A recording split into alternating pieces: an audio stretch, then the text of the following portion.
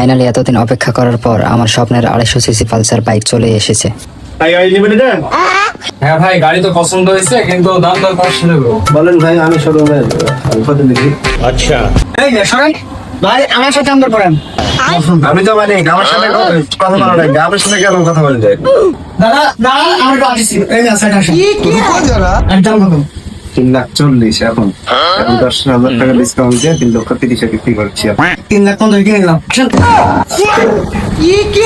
ভাইয়া, মালিকের সাথে তো আমার কথা হলো। মালিক তো বললো যে 3,70,000 ছাড়া গাড়ি দিবে না। আমি এখন আপনাকে বুঝাইলাম, আমি 3,60,000 আপনার জন্য করে দেবো। ভাই গাড়ি তো পছন্দ হয়েছে, কিন্তু দামটা মনে হচ্ছে একটু বেশি হয়ে যাচ্ছে। ভাইয়া বলেন কি, অল তাহিরপুর বাজারের মধ্যে আমাদের রাব্বি এন্টারপ্রাইজ সবার শীর্ষে আছে। আমাদের মতো সাশ্রয়ী মূল্যে গাড়ি কেউ দিতে পারবে না। আমাদের গাড়ি আপনার মাইলেজ ভালো, সার্ভিসিং ভালো, সবকিছু এ টু জেড এভরিথিং সব ভালো। আপনি নিতে পারেন, নির্দ্বিধায় আপনি নিতে পারেন। ভাই তাহলে পার্সেল করে দেন। ভাইয়া বাইক তো পার্সেলে নিয়ে যেতে হয় না, বাইকটা চালিয়ে নিয়ে যেতে হয়।